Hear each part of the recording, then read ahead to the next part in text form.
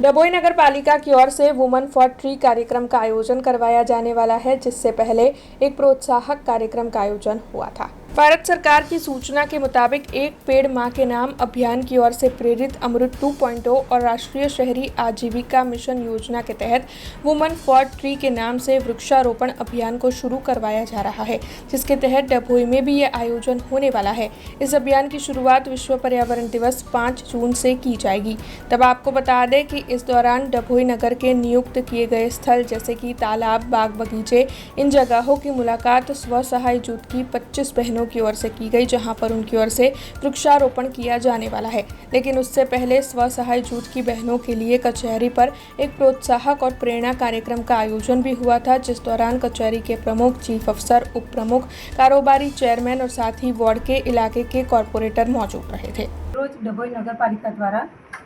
एक पेड़ मां के नाम अंतर्गत આગળની કામગીરીના ભાગરૂપે વિમેન ફોર ટ્રીનું કાર્યક્રમનું આયોજન કરવામાં આવ્યું હતું। ભારત સરકારશ્રીના સૂચના અનુસાર, રાજ્ય સરકારની સીધી સૂચના અનુસાર આજરોજ આપણે વુમેન ફોર ટ્રીના કાર્યક્રમ અંતર્ગત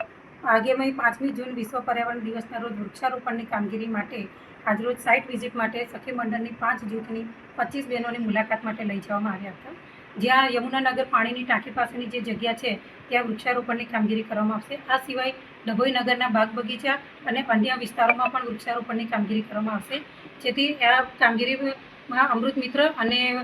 એન્યુએલએમ યોજનાના સંયુક્ત ઉપક્રમે આ કાર્યક્રમનું આયોજન કરવામાં આવેલ છે, જેમાં વૃક્ષારોપણની કામગીરીની સાથે સાથે વૃક્ષારોપણ અને તેના નિભાવ અને દેખરેખની તમામ જવાબદારીની કામગીરી સખી મંડળની બહેનોને આપવામાં આવનાર છે। આ કાર્યક્રમ થકી સખી મંડળની બહેનોને પણ એક આર્થિક વિકાસ માટે અને